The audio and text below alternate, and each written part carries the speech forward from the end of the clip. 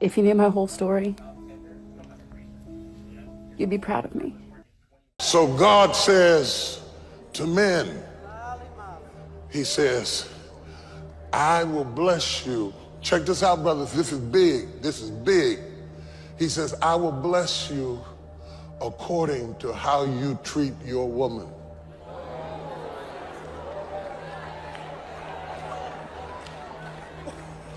He says, I will answer your prayers according to how you treat your wife. On September 13th, 2024, a 44-year-old woman was shot multiple times outside a courthouse in Griffin City by her ex-husband. Officers from all over the city rushed to the scene, but they couldn't save her life. But her murder wasn't the only shocking part. As investigators dug deeper, they uncovered a chilling revelation. The woman had exposed a secret on social media, one that ultimately led to her tragic death. Now the police were left haunted by a single, pressing mystery of what was that secret, and how terrible could it have been to drive a man to murder his own wife. This is the life and death of Marjorie Crystal Evans.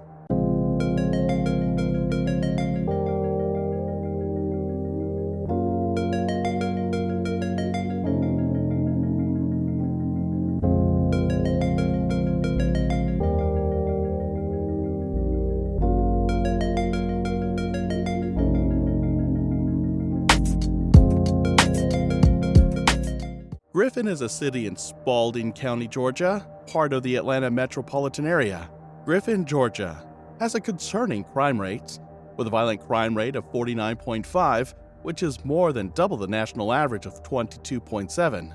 44-year-old Marjorie Crystal was born in this city in 1980, and she enjoyed the best of her childhood with her parents and siblings. Before she was a headline, Marjorie Crystal Evans was a light in every room she walked in. There was something warm about her. She was the kind of woman who left a lasting impression on anyone. She was approachable, full of charm, and kind. She had the kind of soul you couldn't help but love. In 2010, at the age of 30, she made the life-changing decision to marry Tom Mallory. Crystal and Tom had known each other since they were kids and even grew up in the same town. That kind of familiarity made it easy to fall in love, and they did. After they tied the knot, they did a lot of things together. They even traveled the world. Crystal thought they would grow old together, but she was terribly wrong. Soon after their marriage, they had their first child, Precious Evans. Crystal immediately threw her whole being into motherhood. She didn't just raise children. She built a home filled with love, laughter, family dinners, and cute memories. She shared some of these memories on social media with pictures that captured their family vacations, birthdays, and milestones. But Tom and Crystal did more than build a family. They also built a business. Crystal was sharp, driven, and endlessly creative, so she and Tom co-founded Mallory T&K Contracting Incorporated, a construction company that quickly grew into a respected local business. Though Tom was involved, it was Crystal who handled the operations, the logistics, and the finances. She was the mind behind the brand and the hands behind the paperwork. Her work ethic was undeniable, and so was her grace under pressure. Unfortunately, their happily ever after began to crack. The first crack was the cheating. Tom began to cheat on Crystal, and it hurt her so much. Still, she thought she could deal with it to keep her family together. She thought she could endure the betrayal of his many affairs. She posted video clips on Facebook hinting at her husband's lack of care. She even made posts hinting at the neglect and disrespect she was facing, but she never filed for a divorce. Instead, in 2020, she made a long post on Facebook saying that they had fallen back in love and that God had restored them. According to her, she had planned to end their marriage and get a divorce at the beginning of the year, but God had something different planned for them. But even with this new development, she was still hurting inside. Unfortunately, his cheating soon took on a different twist. Crystal soon learned that Tom was secretly having affairs with men. At this point, she could no longer endure Tom's humiliation or the manipulation. Now, the man she married had become a stranger, but she didn't just try to leave. she did something else instead.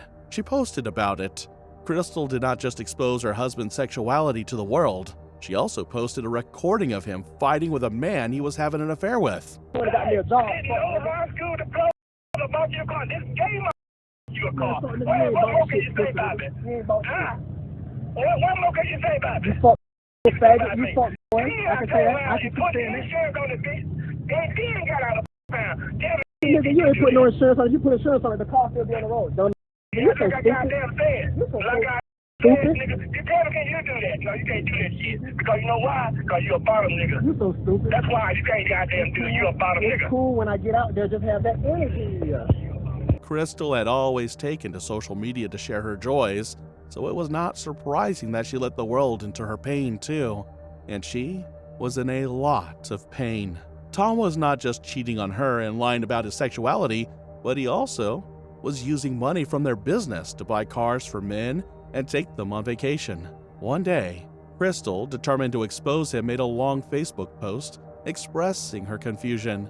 She wondered why the women at home were always the last to know the hidden secrets about their men. She even let it slip about her husband's lavish gifts to the men in his life, stating that she had been on the wrong team all along. If she had known better, she wouldn't have revealed so many secrets about him, because she soon regretted that decision. By 2022, Crystal could not take it anymore. She filed for divorce, quietly at first, but her public revelations on social media sparked a violent change in Tom. He became angry, unhinged, and bitter. He began to do crazy things. If Crystal thought that filing for divorce would guarantee her safety, she was quite mistaken. Not when the man she was divorcing had become quite bitter, violent, and unpredictable. Even while married, he had shown some violent tendencies, but with her constantly taking to social media to expose his secrets, he became even more dangerous. But Crystal did not back down. She once made a post begging him to have his affairs with his men and leave her alone. And so it began. Tom began to stalk Crystal and even follow her everywhere. He would show up at her home and even follow their kids around. Crystal was terrified. She began to post cries for help on social media. Once, she made a direct post to him, begging him to stay away from her and their children. She even called him a sick man, and even tried to retrieve some of her belongings in his possession, especially those that were tied to their business. Once she posted a video clip of her and the police retrieving her trucks, but Tom only got worse. He stole her car, which showed how much he disregarded her autonomy, and she had to make another post asking anyone who found it to report it to the police. When she finally retrieved it, she immediately had it repainted. In 2019, Tom's harassment escalated. The high point was when he fired a gun outside her home. That shot sent a clear message to Crystal: I will kill you. But he wasn't done. After the warning shot, he filed a false active shooter report as a ploy to confuse and muddy the facts and protect himself. But Crystal fought back. She publicly exposed his violent behavior and unfaithfulness on social media and created a paper trail of his threats. She filed her first protective order in early 2023, but it was later dismissed on her instructions, perhaps in a moment of doubt or in the face of fear. The second order she filed was dismissed when neither party appeared in court. But Tom only became worse. He forged a deed to her house with a stolen Rotary stamp, trying to claim what was hers.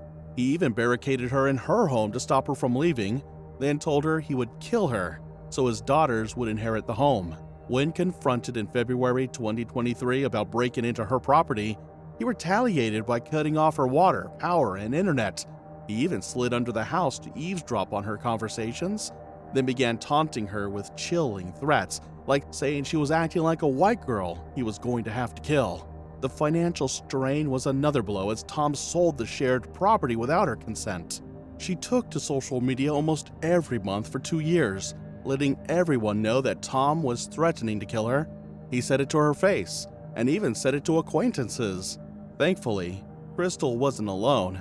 Friends and family witnessed most of these terrifying actions of Tom. She gathered affidavits, testimonials, and proof from her children, her friends, and neighbors. And in August 2024, she sought another emergency protective order detailing his harassment and illegal actions. So by September 11th, 2024, the court finally granted the order.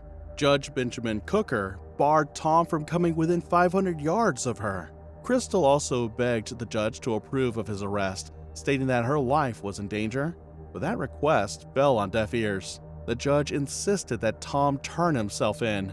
The judge expected her to be satisfied that she had gotten the protective order and the custody of some of their properties. Unfortunately, all of this was happening too late. Just days after the court ruling, people were shocked when Crystal posted another desperate plea on Facebook. She told the public that if something happened to her, they should know Tom Mallory did it because he didn't seem ready to back down. To explain her constant need to post, she said that she was trying to leave a paper trail because Tom was an extremely dangerous man. Despite these warnings and several calls to the sheriff's office, many of which came from her daughter, no one did anything. On September 13th, 2024, tragedy struck. On that day, Crystal decided to attend a hearing in the courthouse in Griffin, but she shouldn't have. The hearing was for Tom, who had been accused of forging financial documents and violating his probation. To protect herself, she convinced her daughter Precious and a friend to go with her. Everything was going well. So well that no one knew that tragedy was brewing. Before the proceedings were over, something happened. Crystal's daughter grabbed her purse and walked out of the courtroom because she had an appointment. She walked out, leaving her mother alone with her friend. At this point, Crystal suddenly felt exposed and unsafe. Even her friend was afraid too, so much so that she asked a court clerk to get a deputy to escort her friend out, but the clerk never did. Since the court clerk or the deputies didn't help, Crystal waited until Tom had left the court building before she began walking to her own car. She bid her friend goodbye, and surveillance cameras caught her as she walked alone towards her car. Unfortunately, crossing the street to her car was the last thing she would ever do, because right behind her, waiting in a parked car, was Tom. Tom must have been sitting there waiting for several minutes, but he was a very patient man, especially when he wanted to execute evil. By the time Crystal finally emerged from the courthouse, his patience had reached its limit. Right in front of him was the woman who had outed him to the world, who had let the world know how evil he was, and had even let slip about the men he dated. She was finally here, exposed and within reach. Filled with rage, he drew out his gun and pulled the trigger. The first shot was not enough for Tom, so he pulled the trigger again and shot her multiple times from his car window. The sound of gunfire was so loud that everyone in the whole community scrambled in fear.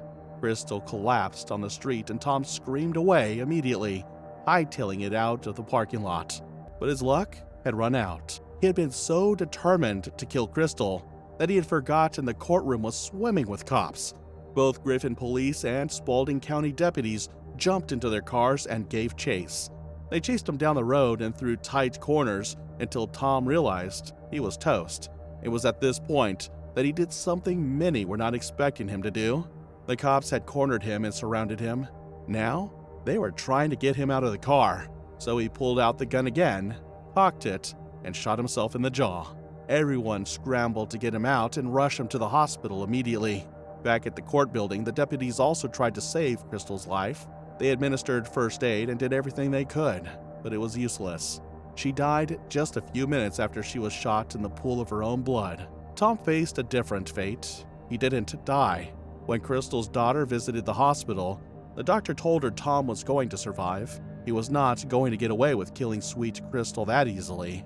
He would get better and strong enough to face the consequences of his evil actions. But even this fact didn't do much to placate Crystal's family and friends. Despite years of threats and documented violence, her cries for help, especially on social media, were ignored. My mom literally called the sheriff department the day before because he was stalking her. She even showed them that the PTO that she was granted for life Wednesday from the divorce, and they did nothing. The law didn't help, so the public was angry, and the police suffered so much backlash. At last, the Spalding County Sheriff, Daryl Dix, could not take it anymore and had to address the public. In his released statement, he pointed out that Tom and Crystal had an extensive history of domestic violence complaints. According to him, The department had received multiple calls to their house, but each time he and his deputies got there, they would be in disagreement about who started the fights. For example, there were times when Crystal claimed Tom hit her or pulled a gun on her. And there were times Tom said Crystal had gotten angry, hit him, and even shot at him. On the few occasions where witnesses were present and interviewed, the sheriff explained that said witnesses didn't corroborate their stories either. As far as the sheriff was concerned, the couple had a toxic relationship. According to Sheriff Dix, deputies were not aware of any explicit request from Crystal for an escort on the day she was shot, so they couldn't have possibly refused the request. He agreed that improvements needed to be made to the law and pointed to the law as the culprits, not he and his deputies. The sheriff also emphasized that law enforcement's authority and actions are limited by the laws and judicial decisions in place. He said he could not speak about a judge's decision or orders, but maintained that no one was choosing sides, explaining that the deputies who allegedly refused to escort Crystal out of the court were the same ones who removed her from the car, tried to control the bleeding, and tried to save her life. This explanation made many residents of the Griffin community very angry. Even on social media, several people expressed disbelief and frustration at the sheriff's dismissive tone, especially knowing that her children and friends submitted affidavits. Her social media was a diary of abuse, and her killer was said to have had the intent to kill her multiple times. They questioned how such a thorough history of threats could not be enough. They felt that the repeated dismissals of her protective orders and the apparent failure to act decisively after multiple 911 calls showed a system broken at every level, from the courts to law enforcement. They were even more angry when they discovered Tom had a complex history of violence. Now, the judge who handled their case will be remembered for making a decision that sealed Crystal's fate, refusing to have Tom arrested, even when Crystal begged, even when the proof was damning. In fact, just a couple of days before the shooting, Crystal's daughter, Precious, contacted the Spalding County Sheriff's Department to report stalking behavior by Tom for the umpteenth time. So Precious was quite angry too. She even responded to the sheriff's statement, saying that not once did he even try to offer his condolences, sympathy, or anything to her family for her mother. Not once did you offer your condolences, sympathy, or anything for my mom. That post was to clean his face, to clear his name. According to her, his post was made only to clean his face and clear his name. Unfortunately, Marjorie Crystal Evans is gone, and with her, a piece of Griffin's heart. She was 44 when she died in the pool of her own blood in a parking lot. Her family, especially her daughter, is still shattered, and her friends are struggling to hold themselves together. Precious's voice broke as she recounted to reporters how she got the terrible news. Her godmother had called her to say her mom was screaming. She repeated that she knew if someone had walked out with Crystal, she would still be alive. Had they had someone walked out with her, like, her friend asked, she would still be here. She also told reporters that her mother had been very happy after her divorce and had felt so free. She was even planning a party. Crystal's story is quite tragic and unfortunate. If you or someone you know is living in fear of violence, speak up. Reach out to local authorities. Don't walk alone if you feel threatened. Document every threat. Use your voice, online, in court, and with friends and family, and demand better protection from the systems designed to keep you safe. Marjorie Crystal Evans' life and tragic death remind us of the urgent need to listen and to act. But what more could the court or law enforcement have done to prevent this? Let us know what you think about this case in the comments below.